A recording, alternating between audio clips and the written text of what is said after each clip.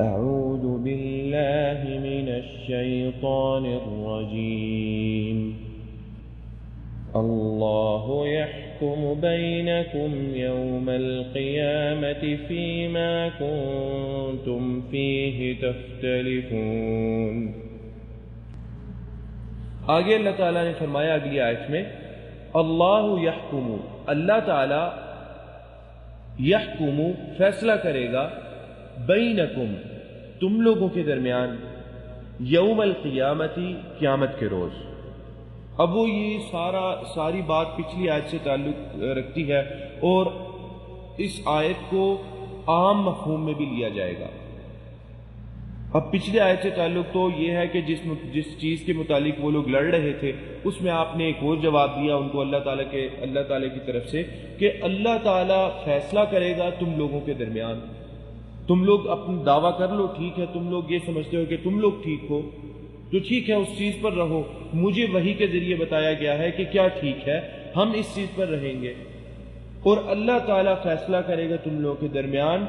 یوم القیامتی قیامت کے روز، فیما کنتم اس چیز کے بارے میں، کنتم تھے تم، فیہ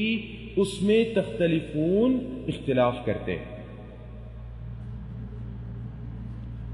یعنی جن چیزوں کے متعلق اختلاف کرتے تھے تم لوگ، جن چیزوں کو مانتے نہیں تھے،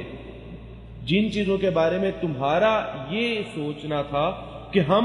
سچائی پر ہیں، ہم ٹھیک ہیں، تو ان سارے معاملات کے بارے میں اللہ تعالیٰ فیصلہ فرما دیں گے۔ اب یہ آیت اگر سوچا جائے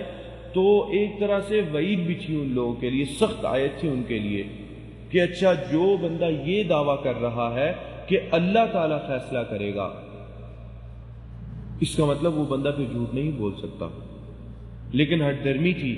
ایمان نہیں لانا تھا انہوں نے، اس چیز پر انہوں نے اپنے آپ کو اس بات سے باندھ لیا تھا کہ نہیں، ہم ایمان نہیں لائیں گے، ہم یقین کیونکہ وہ دوسرے بھی لوگ تھے، سردار تھے،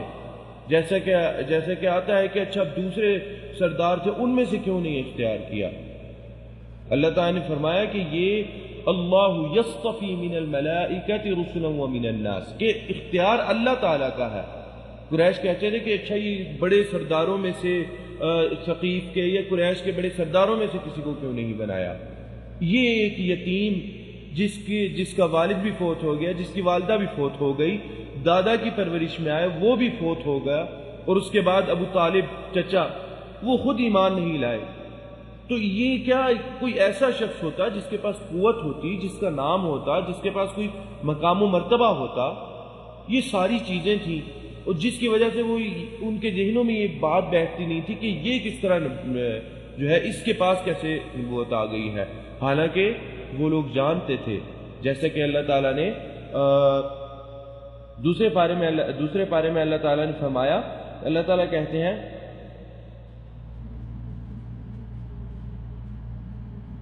کہ یہ لوگ جانتے ہیں، الذین، یہ پہلے پارے کے اندر آیت ہے سورۃ البقرہ کی، الذین آتیناہم الکتاب یتلونہ حق تلاوتہ اولئک یؤمنون بہ، اور پھر اسی طرح دوسرے پارے کے اندر اللہ تعالیٰ نے فرمایا یعرفونہ کما یعرفون ابناءہم، یہ لوگ جانتے ہیں نبی اکرم صلی اللہ علیہ وسلم کو جس طرح کے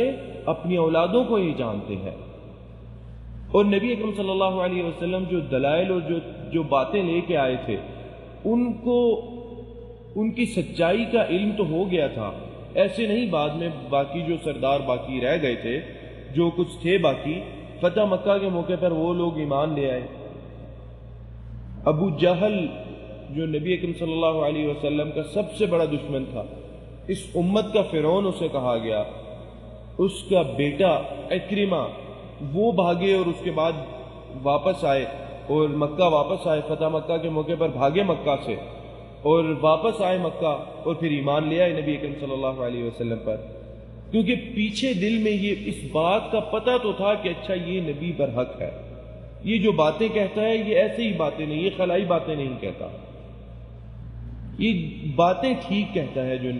جو باتیں یہ کہتا ہے، کیونکہ ان کے پاس کافی ساری چیزوں کا علم تھا حضرت موسیٰ علیہ السلام کا. حضرت موسیٰ علیہ السلام کے اوپر جو فرشتے آتے تھے حضرت جبرائیل علیہ السلام ان کو کہتے تھے کہ یہ جو ناموس حضرت موسیٰ علیہ السلام پہ نازل ہوتا تھا وہ اسی پہ نازل ہوتا ہے. اس چیز کا اقرار حضرت خدیجہ رضی اللہ تعالی عنہا کے چچا زاد بھائی نے کیا تھا. نبی اکرم صلی اللہ علیہ وسلم کو ان کے پاس لے گئیں چونکہ وہ ان کو علم تھا، تورات اور انجیل کا علم تھا. انہوں نے بھی اس چیز کا اقرار کیا اور پھر اس چیز کا عہد کیا کہ اگر میں زندہ رہا، چونکہ عمر میں بڑے تھے وہ، اگر میں زندہ رہا لَأَنصُرَنَّكَ نَصْرًا مُؤَزَّرًا، میں آپ کی بڑی شدید مدد کروں گا، بڑی سختی کے ساتھ آپ کے ساتھ رہوں گا.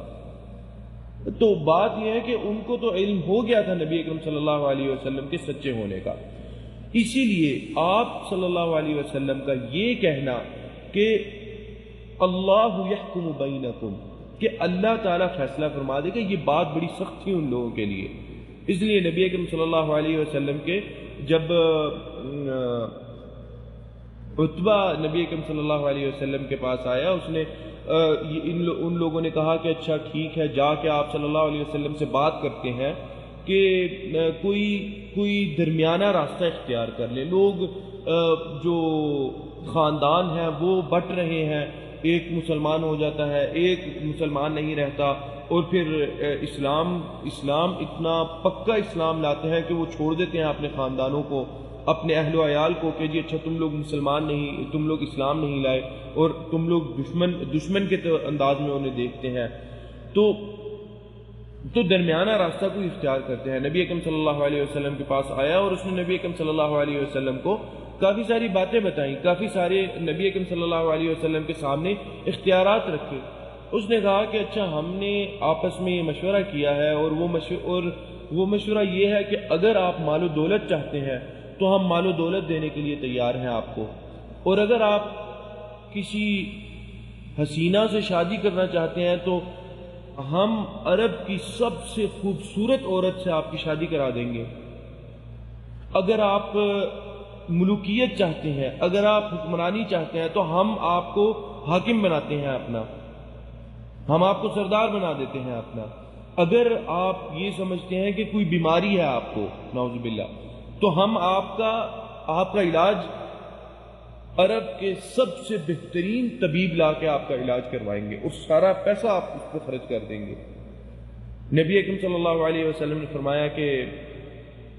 اور کوئی بات کرنی ہے. یہ ولید بن مغیرہ تھا، غالباً ولید بن مغیرہ. نبی وہ کہتا ہے کہ نہیں، میں نے بس میری بات پوری ہو گئی، یہی باتیں تھی جو میں کہنا چاہتا تھا. نبی اکرم صلی اللہ علیہ وسلم نے سورہ غافر کی آیات پڑھنا شروع کی، اور نبی اکرم صلی اللہ علیہ وسلم ان آیات تک پہنچے کہ اگر تم لوگ ایمان نہیں لاتے تو اللہ تعالیٰ کا عذاب تو اللہ تعالیٰ کے عذاب کا منتظر رہو. اس طرح کے معنی اس طرح کا ہے ان آیات کا. تو فوراً نبی اکرم صلی اللہ علیہ وسلم کے منہ پہ ہاتھ رکھ دیا، کہہ دیا کہ بس محمد حسبک، کہ ادھر رک جائے آپ. یعنی سچائی آپ صلی اللہ علیہ وسلم کی سچائی کا ان کو اتنا یقین تھا کہ اچھا کوئی بات اگر کہہ دیں گے نا، منہ سے اگر بات نکل گئی نا تو وہ بات سچی ہو جائے گی. اور وہ بات سچی ہے جو یہ کہہ رہے ہیں کہ نبی اکرم صلی اللہ علیہ وسلم تو جھوٹ بولا نہیں کرتے، ان کی گواہی دیا کرتے تھے یہ لوگ پہلے. تو کیسے نبی اکرم صلی اللہ علیہ وسلم اچانک اتنے بڑے معاملے کے بارے میں جھوٹ بولیں گے؟ اسی لیے نبی اکرم صلی اللہ علیہ وسلم کے منہ پہ ہاتھ رکھ دیا اور کہا کہ اچھا ٹھیک ہے، اٹھ کے چلا گیا. واپس آیا تو قریش کے سردار اور جو لوگ بیٹھے ہوئے تھے کہتے تھے، انہوں نے کہا کہ اللہ کی قسم، جس چہرے سے ولید بن مغیرہ گیا تھا وہ چہرہ واپس آتے ہوئے اس کا چہرہ وہ نہیں ہے، وہ مختلف ہے. کیوں؟ نبی اکرم صلی اللہ علیہ وسلم کی سچائی کا علم تھا، ان کو پتا تھا کہ یہ سچے ہیں، یہ جو بات کرتے ہیں یہ بات سچی بات کرتے ہیں. اور نبی اکرم صلی اللہ علیہ وسلم تو یہ بھی کہا کہ اگر ایمان لے آؤ گے تو عرب اور عجم پہ حکومت ہوگی تم لوگوں کی. لیکن اس کے باوجود ہٹ دھرم تھے، ایمان نہیں لائے کہ اچھا اس پر نبوت کیوں آئی، کسی سردار پہ آتی تو ہم لے کے آتے. پھر آپ صلی اللہ علیہ وسلم سے یہ بھی کہتے تھے کہ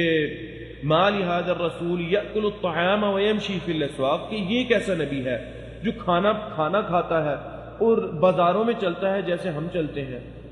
ہمیں تو اس کے ساتھ کوئی نظر آئے، فرشتے نظر آئے اس کے ساتھ کھڑے ہوں. تو یہ ساری باتیں وہ بہانے تھے جو بس وہ لوگ کیا کرتے تھے، علتیں پیش کیا کرتے تھے. لیکن سچائی کا تو علم تھا، اس لیے یہ بات بڑی سخت تھی ان لوگوں کے لیے کہ اللہ فیصلہ کرے گا. اور نبی اکرم صلی اللہ علیہ وسلم یہ بات کہہ رہے ہیں، وہ جس کے بارے میں وہ لوگ گواہی دے چکے تھے کہ یہ کبھی جھوٹ نہیں بولتا، صادق اور امین ہے. اللہ تعالیٰ اس چیز کے مابین فیصلہ